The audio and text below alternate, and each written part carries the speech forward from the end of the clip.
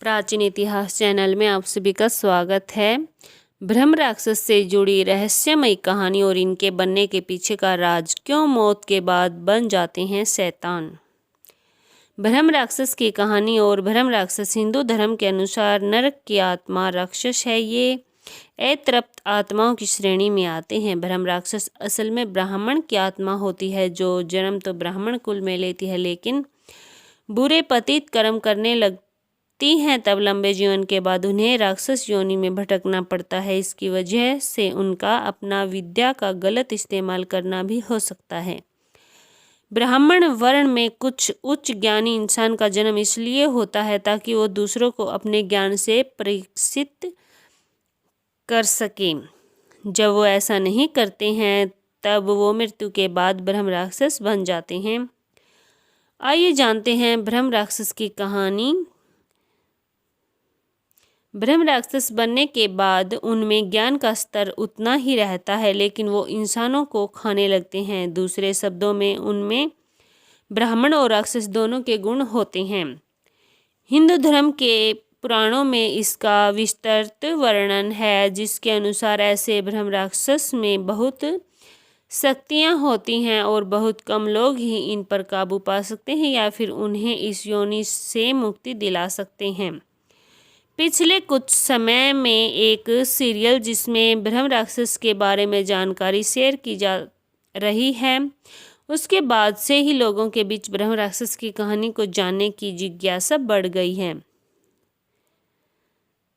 7वीं सदी में एक संस्कृत कवि मयूर भट्ट ने एक कविता सूर्य षटक बनाई, जिसमें एक ब्रह्म राक्षस ने सूर्य मंदिर, जो कि बिहार में पड़ता है, उसमें खुद को सजा देने के लिए इस कविता का व्याख्यान किया था, जो कि खुद ब्रह्म राक्षस बना था। इस तरह वो खुद के पाप का प्रायश्चित कर रहा था। ब्रह्म राक्षस की कहानी और उनका वर्णन कई जगह देखने को मिलता है। ब्रह्म राक्षस और अन्य आत्माओं के पास बुरी प्रवृत्ति होती है तो इनके प्रभाव से वे पेड़ सूख जाते हैं और इन्हें उसे छोड़ना पड़ता है।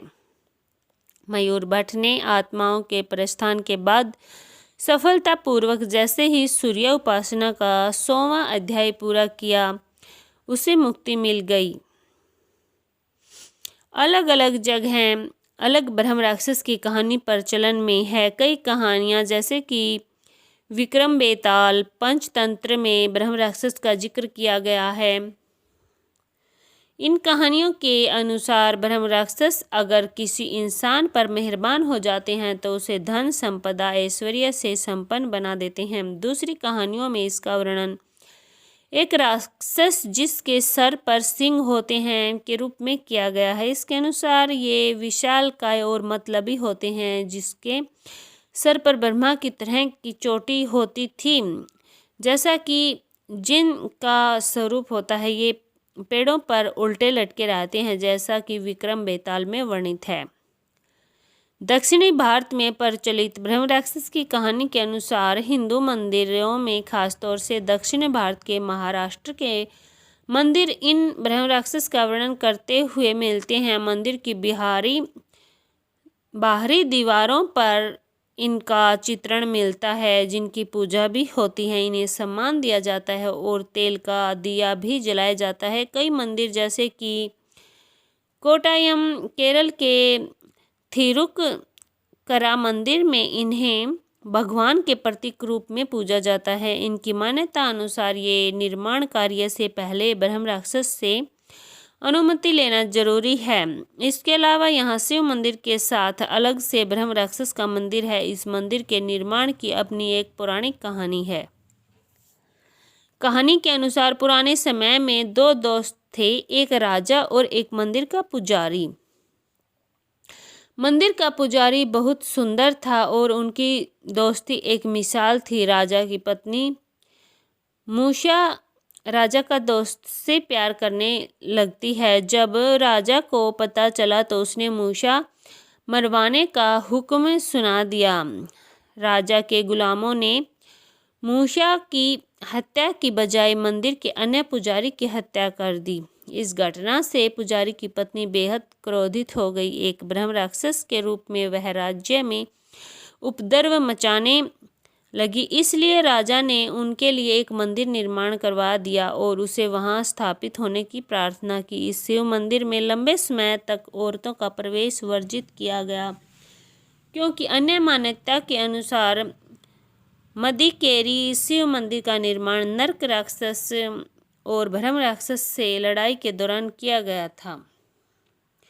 ब्रह्म राक्षस की कहानी और उनके मंदिर की कहानी आज भी रहस्यमयी बनी हुई है। अन्य एक मंदिर श्रृंगेरी मलयालम ब्रह्मा का मंदिर एक ब्रह्म राक्षस का ही मंदिर है। इस तरह के ज़्यादातर उदाहरण दक्षिणी भारत में मिलते हैं। ये चूंकि ब्राह्मण कुल से बनते हैं, इसलिए इनकी शक्तियाँ और उम्र अन्य बेताल से ज़्यादा होती है। इनके पास अपने ब्राह्मण स्वरूप का ज्ञान और तप होता है, इसलिए इन्हें पराजित और नियंत्रण करना बेहद मुश्किल होता है। इनकी मुक्ति स्वयं ब्रह्मा है, क्योंकि इनका उद्भव ब्रह्मा से हुआ है। माना जाता है कि पीपल वृक्ष ब्रह्म राक्षस को आबादी से दूर रखने के लिए होता है। अन्य मान्यता के अनुसार ब्रह्म राक्षस को पीपल वृक्ष पसंद होता है जिस पर वे वास करते हैं। अगर कोई इसे हटा दे तो ब्रह्म राक्षस क्रोधित हो जाते हैं। दोनों ही मान्यताओं में पीपल वृक्ष इन्हें आबादी वाले इलाके से दूर रखता है। ब्राह्मण कुल के कारण ब्रह्म राक्षस किसी अन्य वृक्ष पर वास नहीं कर सकते, क्योंकि ये निम्न श्रेणी के वृक्ष होते हैं। ब्रह्म राक्षस की कहानी के अनुसार और मान्यताओं के कारण ब्रह्म राक्षस बेताल श्रेणी में माने जाते हैं। हमारे गांव में एक ब्राह्मण रहते हैं जिनका नाम है नत्थीलाल। लोग इन्हें शर्मा जी कहकर बुलाते हैं। इनके घर से कुछ दूर खेत था। उस खेत पर एक बहुत बड़ा पीपल खड़ा था। ब्रह्म राक्षस की कहानी के पीछे का राज। वह पीपल बहुत पुराना था। कुछ समय बाद उन्होंने उस खेत पर घर बनवाने की सोची। उन्होंने उस पीपल को काट कर अपना घर बनवा लिया। कुछ दिन तो ठीक ठाक चला, पर कुछ दिन बाद शर्मा जी बड़े परेशान रहने लगे। वह पूजा करते थे, कभी नहीं। तो उनकी बीवी ने उनके बदले स्वभाव को देख उनसे पूछा कि तुम पूजा भी नहीं करते, आजकल बदले बदले से रहते हो, कभी बच्चों को डांटते रहते हो, तुम्हें हुआ क्या है?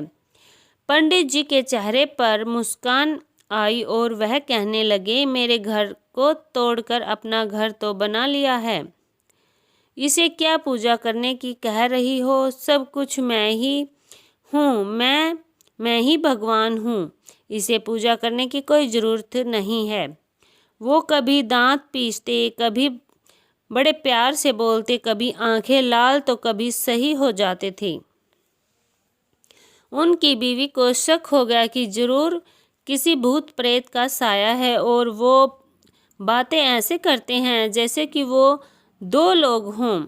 तब पंडिताइन ने उनको बिठाकर आसन लगाकर हनुमान चालीसा पढ़ने लगी।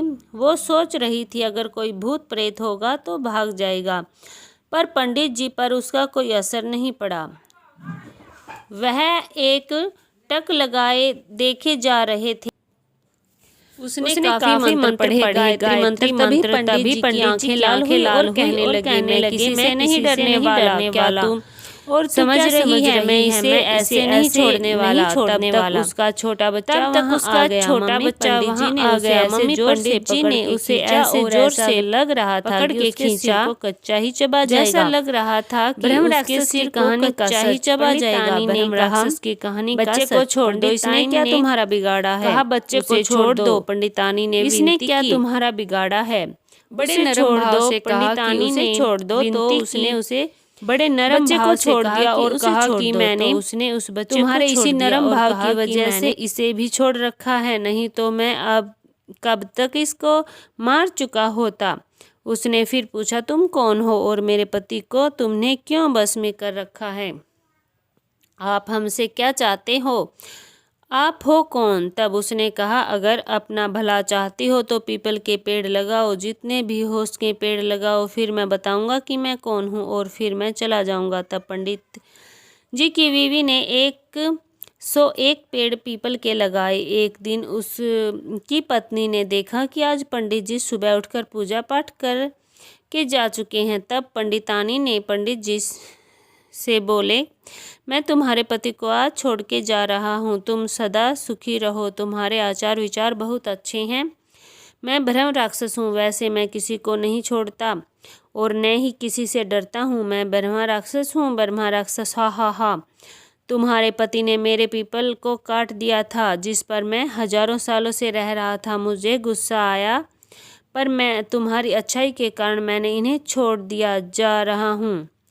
तुम्हारे पति को छोड़कर तब पंडित जी अचानक सही हो गई।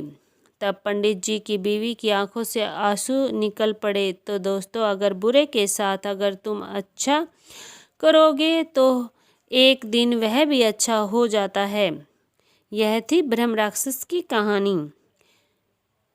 दोस्तों, ये थी छोटी सी जानकारी और ब्रह्म राक्षस की कहानी। कुदरत के हर रहस्य के पीछे एक मतलब होता है, इसलिए हो सकता है कि हर समस्या को हम समझ नहीं पाए, मगर गांव में आज भी मुख्य जगहों पर आपको पीपल के पेड़ मिल जाएंगे। ये सब हमारे बुजुर्गों की देन है, इसलिए ज़रूरी नहीं हर जगह विज्ञान को लेकर हम वजह पूछें। कुछ बातों में विश्वास रखना ही समझदारी होती है। तो यह थी ब्रह्म राक्षस के बारे में जानकारी। ऐसी जानकारियों के लिए हमारे चैनल को लाइक, शेयर और सब्सक्राइब ज़रूर कर लें। धन्यवाद।